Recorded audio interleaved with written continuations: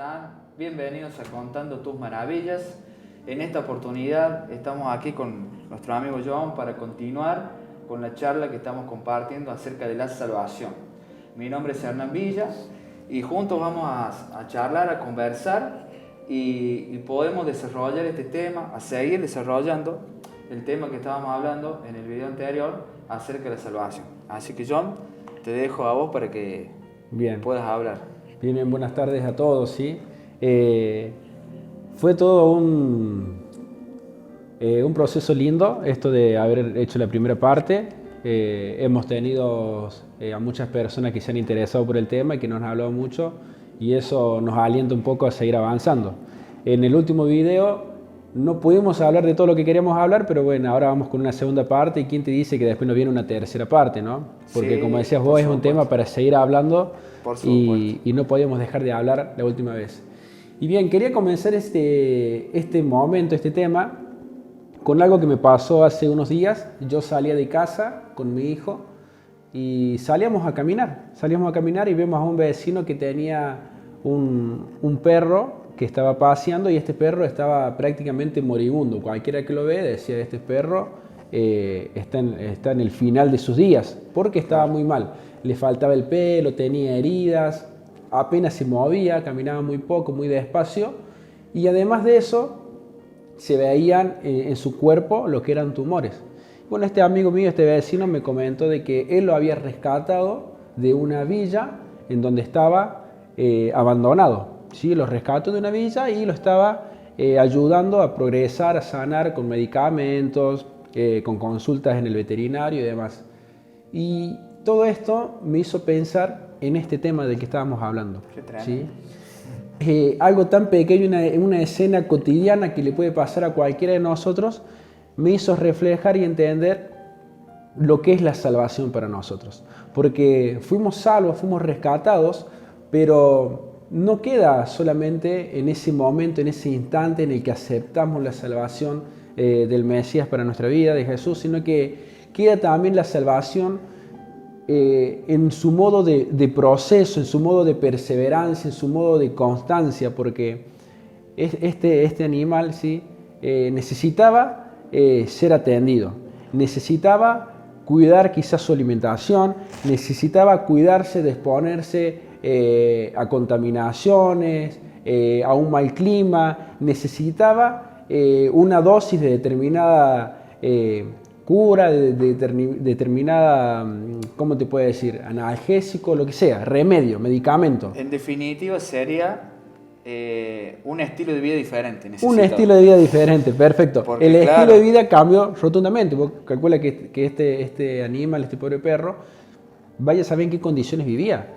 Que tuvo que ir una persona que no lo conocía de un lugar apartado, lejano, a rescatarlo, sacarlo de ese lugar en el que estaba, cambiar su estilo de vida totalmente y comenzar a vivir bien.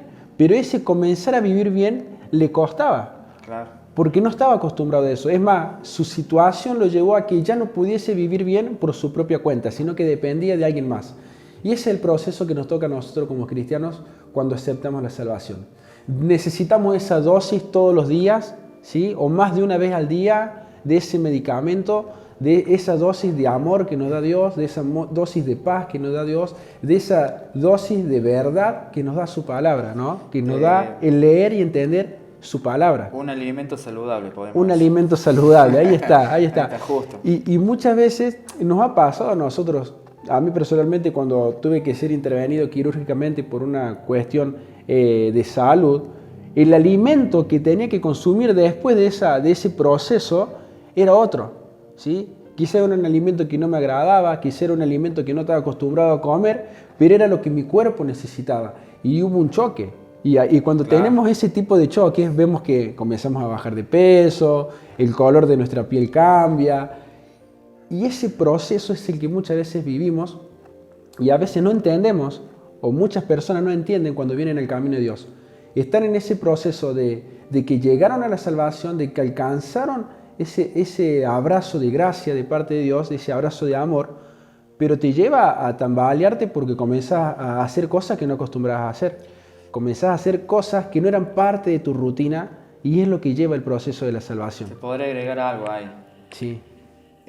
también cambiar algunos viejos hábitos Cambiar viejos que hábitos. no nos llevan a una buena salud. A una buena salud. ¿Verdad? Eso sí. Cambiar viejos hábitos, y eso nos cuesta, porque estamos acostumbrados, Estamos porque son acostumbrados a hábitos. otra cosa. Son hábitos, son hábitos. Entonces tenemos que hacer un hábito diferente y eso cuesta. El pecado es un hábito.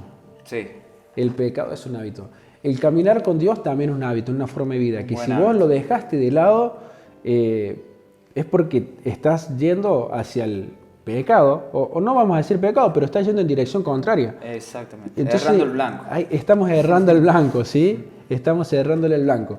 Y quería leer el pasaje del libro de Lucas, Lucas capítulo 4, del versículo 16 al 19, que nos ayuda un poco a entender esto de la salvación y de a qué vino ese Mesías, ese Salvador del que hablamos en el video anterior. Y dice el pasaje, vino a Nazaret, hablando de Jesús, ¿no?, donde se había criado, y en el día de reposo entró a la sinagoga conforme a su costumbre, y se levantó a leer, ¿sí? Y se le dio el libro del profeta Isaías.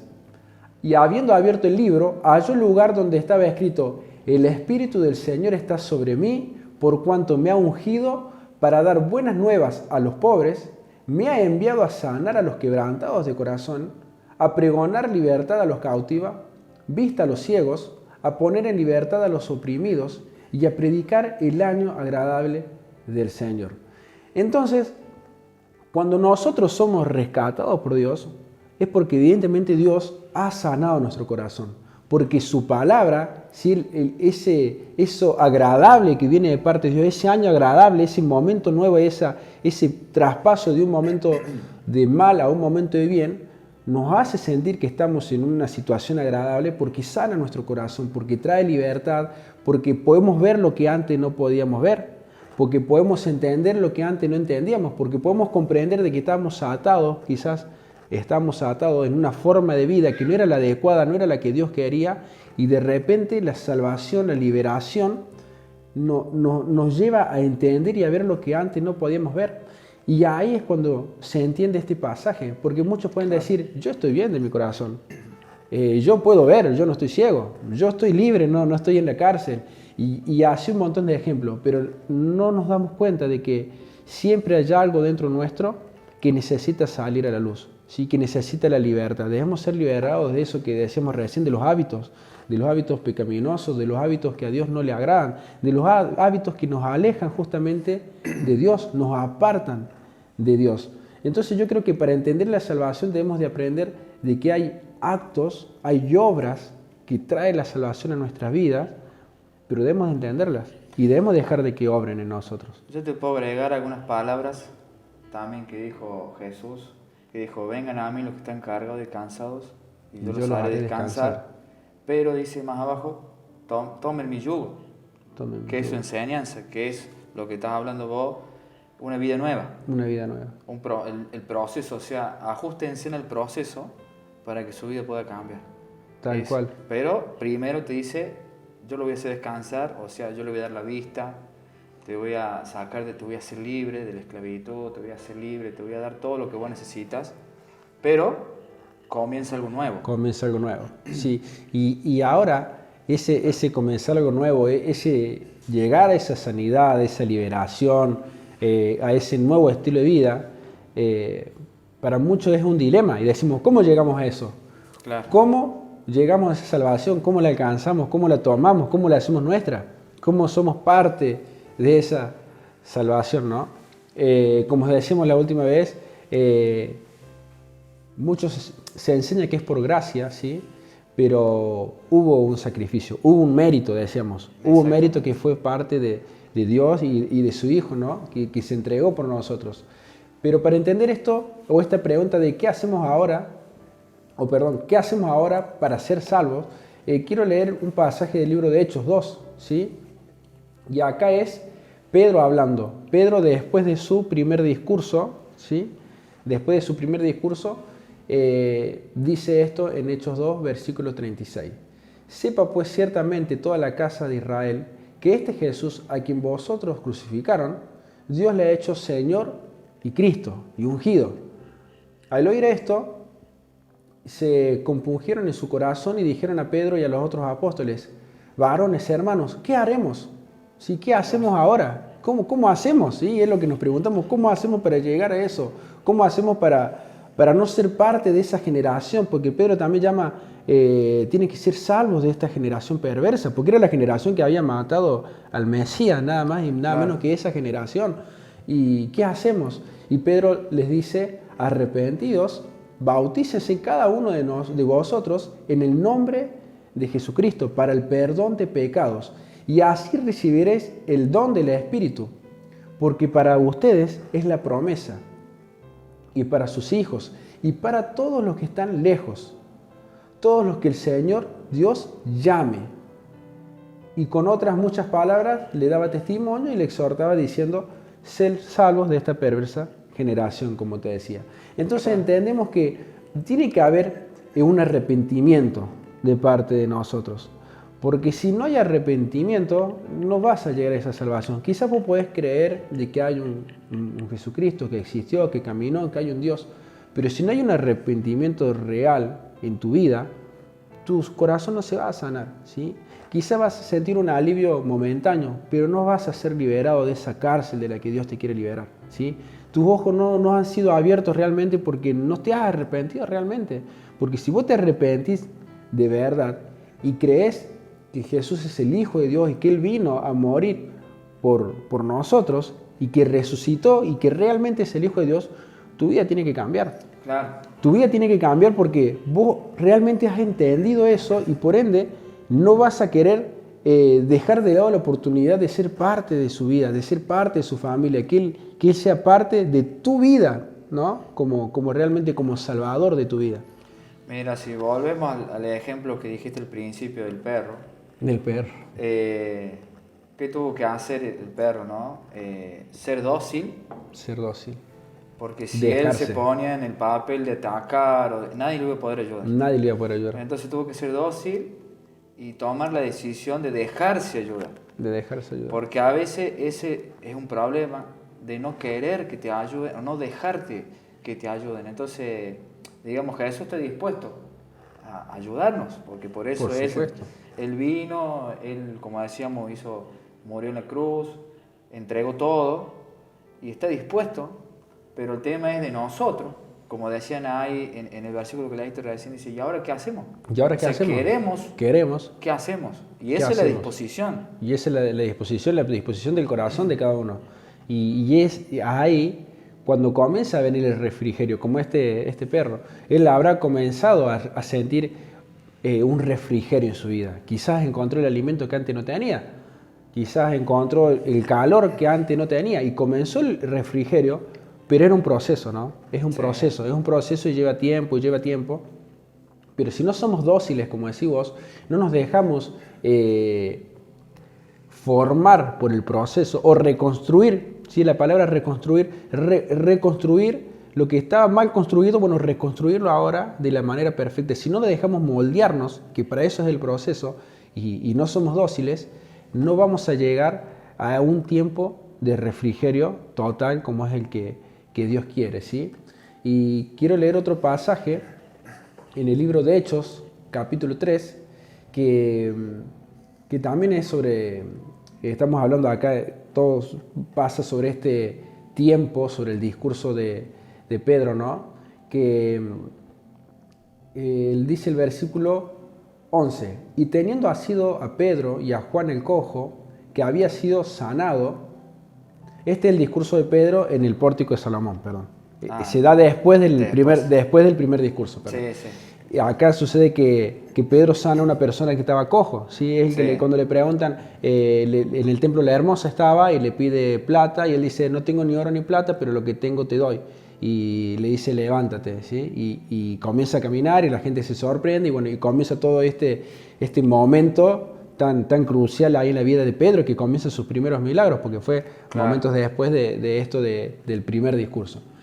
Y acá cuando sucede esto, Pedro hace una pregunta a todos los israelitas que estaban ahí, dice, ¿por qué se sorprenden de estas maravillas? Dice, si no soy yo, esto es obra de Dios, ¿sí? El Dios de Abraham, de Isaac, de Jacob, y comienza a decir que todo lo que estaba sucediendo no era por él, sino que era por obra de Dios y por la fe en Jesucristo.